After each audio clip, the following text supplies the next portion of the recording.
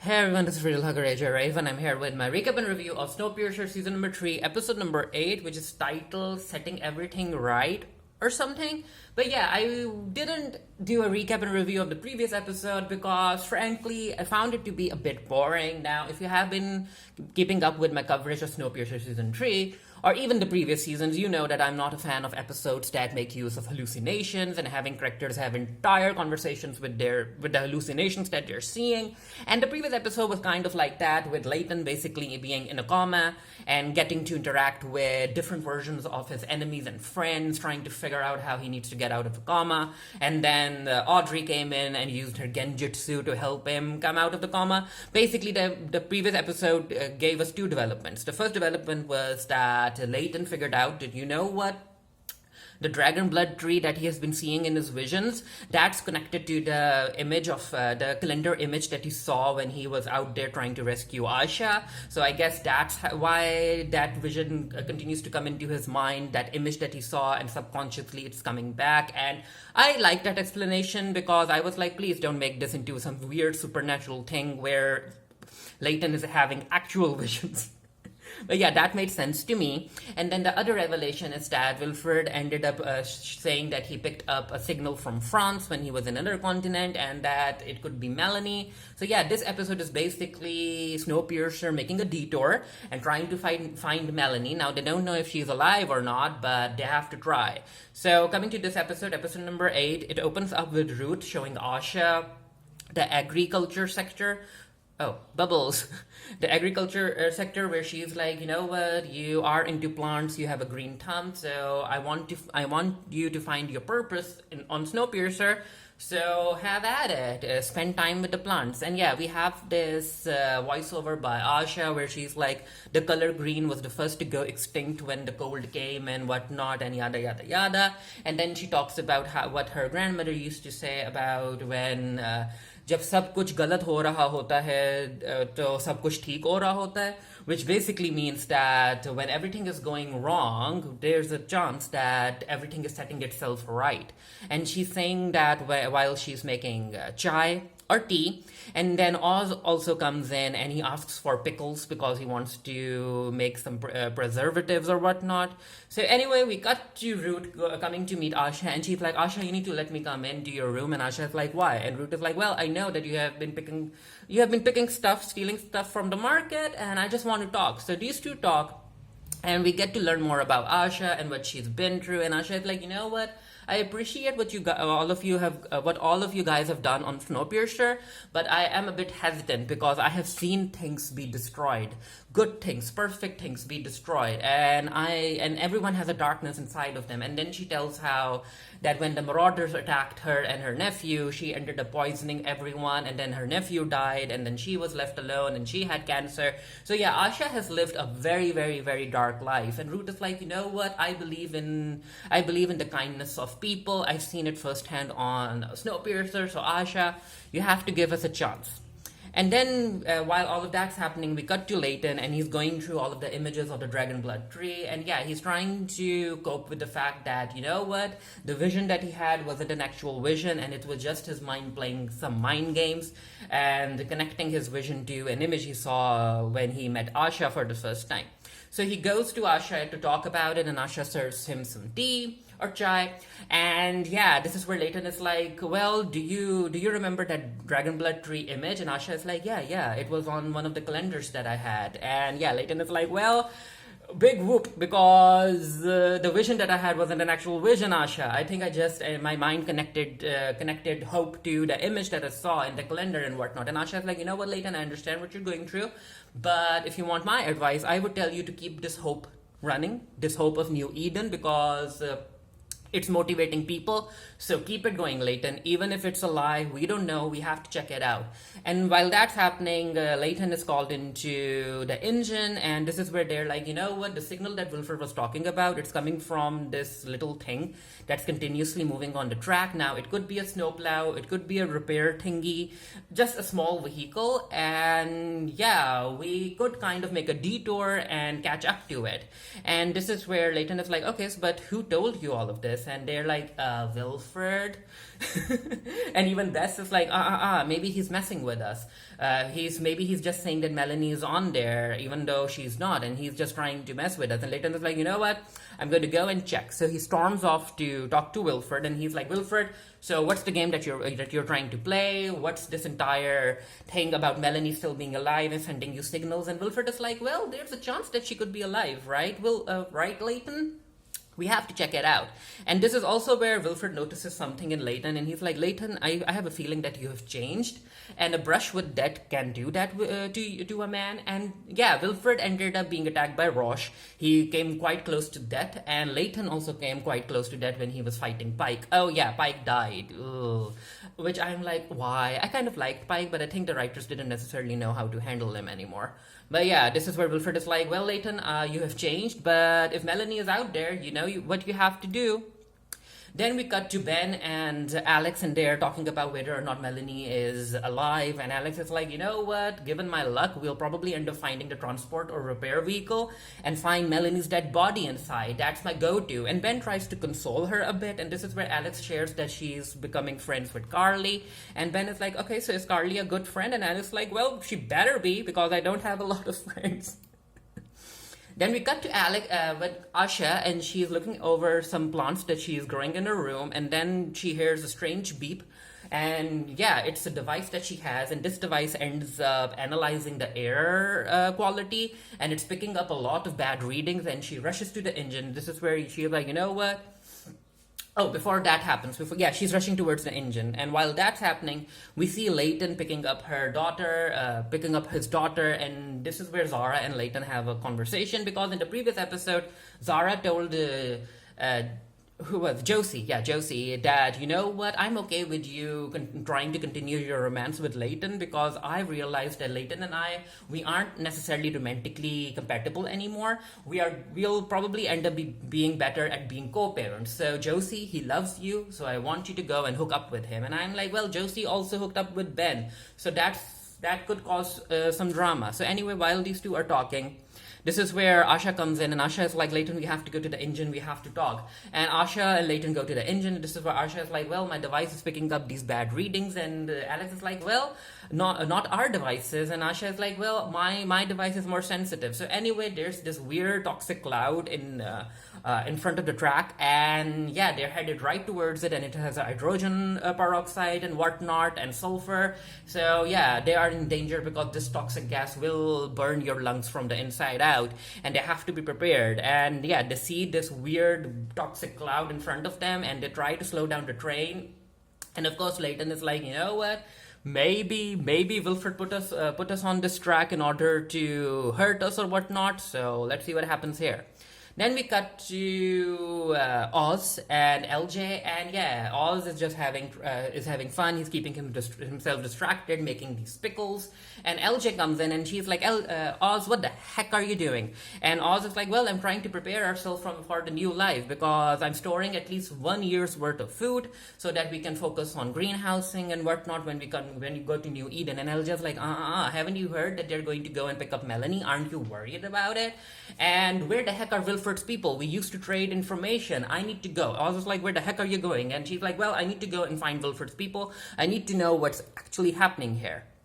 Then we cut to Bess, and she ends up meeting Audrey, and Audrey is like, is it true? Is Melanie still out there? And Bess is like, well, we don't know, but we have to try. And Audrey is like, I'm not really sure how I feel about this. And Bess is like, please elaborate. And this is where Audrey is like, well, I feel shame because I don't want Melanie to see me like this.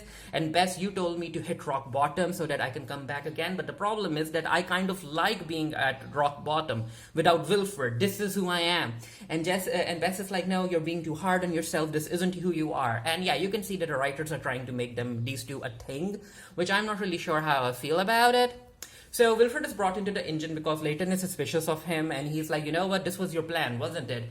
To have Snowpiercer go into a toxic cloud. And Wilfred is like, no, why would I ever do that? I didn't know that there was a toxic cloud here. And he turns to Alex, and he's like, Alex, we ended up we ended up going through this exact same area like a year or two ago, right? There wasn't any toxic cloud here, and this is like volcanic in nature. So yeah. Anyway, this isn't my fault. So of course, the team now worries about whether or not the train's HVAC system will be able to handle the toxic air, and Wilfred is like, yeah, it's all been accounted for. The train will be okay. The filters will be able to keep everyone safe. So yeah, just let's go through the toxic cloud. So, however, they do give a warning throughout the train that non-essential personnel, please go into your room and just stay there.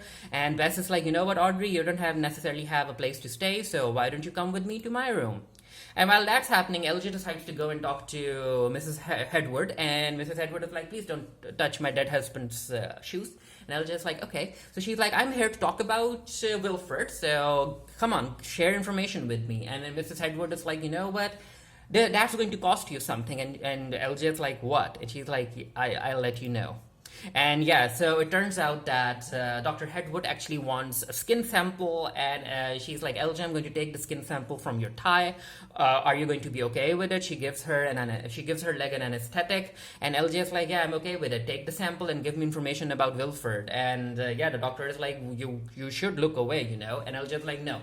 And so yeah, the doctor shaves off a piece of skin. It's a big piece of skin from LJ's thigh, and LJ doesn't turn away. She looks at it. She's kind of enjoying it, and I'm like, ooh, LJ. So we cut to a scene where one of the HVAC systems aren't working, and you can see the toxic air coming out, and yeah, coming out from the exhaust, and yeah, it starts killing the plants around it. So while that's happening, we see Harvey and Skye. Harvey and Sykes are, Sykes is helping Harvey overcome his fear of Jupiter and basically other dogs. And it's kind of working, kind of. And Harvey is like, you know what, I still have a lot of progress to make. But anyway, they get the message that they need to go to agriculture and check up on the ventilation system and whatnot. So yeah, Bess ends up taking Audrey to her room, and Audrey and Bess is like, oh, welcome, come on in. And yeah, Bess then ends up calling Roche, and she's like, Roche, where do you need me? She ends up calling the engine. She's like, where do you need me? So basically, no one needs Bess right now, and that kind of weighs on Bess, because Bess has been trying to figure out her place in the train, and she's like, okay, so no one wants me, huh? No one wants me. So what the heck am I supposed to do with my own time? Should I drink? And Audrey's like, no, I'm not drinking, and I don't want you to drink because you seem to have a problem, but I'll make you something, okay? And yeah, we'll talk about what happened between these two when the scene comes. So while that's happening, Bet and Asha are spending time together in Root. Root and Asha are spending time together in Root's office. And this is where Root ends up handing her a drink, and yeah, Asha ends up telling more about her past and how she ended up traveling the world because of her profession. And she's like, you know what? In a sense, it felt like I was running away from my family, and I took my family for granted, and I ran away from them to South Korea. And while we were away, the cold happened, and my family died. And yeah, I think it's poetic justice that I ended up dying. That I would be dying alone in a ditch underground somewhere. And Root is like, well, that didn't happen to you, did it, Asha? So yeah, there's still hope for you. And then we cut to Roche spending time with Carly. And yeah, it was a nice little conversation showing how Roche has been trying to deal with the death of his wife, and how Carly has been dealing with the death of her mother. So basically, these two need each other. These two need to support each other. And then Roche tries to have a little fun with his daughter by dancing and lip singing. And I'm like, okay. I'm enjoying seeing this. And then we cut to Zara and Leighton, and Zara is like, you know what, Leighton, I still can't figure out why Wilfred wants us to go and find Melanie. Why bring her up? We don't even know that she is alive. And Leighton is like, well, he's trying to stay relevant. That's what. He needs attention. He wants it and whatnot. And Zara is like, okay, I guess you're right. And she's like, you know what, at least this is giving you something else to keep you distracted from the vision thing. And Leighton is like, don't worry about it. I'll start thinking about it soon enough. And yeah, this is where we get a scene between Audrey and Bess, where Audrey is using her genjutsu on trying to get into Bess's mind. And basically, Bess is feeling conflicted because of who she is right now and who she used to be. Because when she was a brakeman, she used to be very angry, she used to be very violent towards people, she was basically cruel. And Audrey is like, the past is the past, we can't change our pasts. Both of us have done things that we regret, but what we can focus on is the present self, because Bess, your core isn't corrupted. So accept your past, accept it, make peace with it, and move on. And of course, yeah, it was an okay sequence. It was an okay sequence. I really hope that the writers figure out what they need to do with Bess, because again, I have a feeling that the writers don't know. The writers don't know what they want to do with her. So Zara, for some reason, goes in to meet Wilfred in his basically the library, and Wilfred ends up taking Zara's daughter from her. Zara's like, okay, hold her carefully and whatnot, because the last time I allowed someone to hold my daughter, it didn't play out well. But yeah, this is where these two talk about whether or not the little baby is showcasing some power, something unique. And Zara's like what? An affinity for ice cubes? She's still a baby, Wilfred, and I'm not letting Dr. Hedwood run experiments on her yet. And Wilfred is like, okay, at least I guess we're on the same page. And then this is where Zara is like, okay, so talking about Melanie, why did you bring her up? And Wilfred is like, I didn't do. Why are you suspicious? And Zara is like, well, I think I figured it out.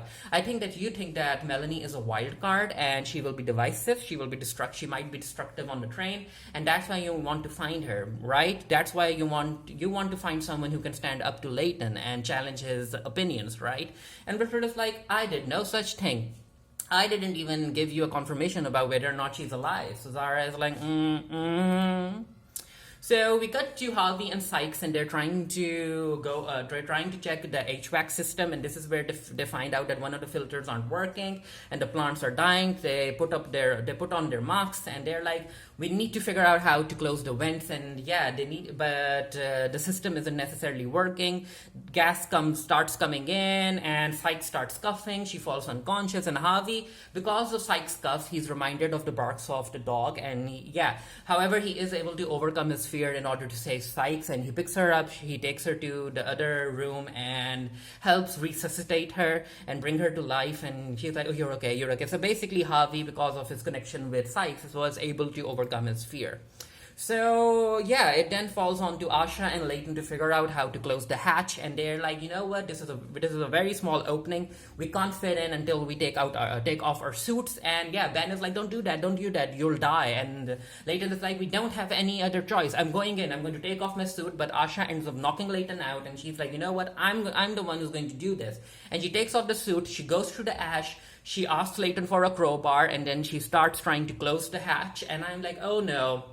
So Asha is really going to die, huh? I don't know about you, but I actually liked Asha as a character, and I was not expecting her to die like this. I really thought that she was going to continue having conversations with Wilfred and other people who were suspicious of New Eden, but no.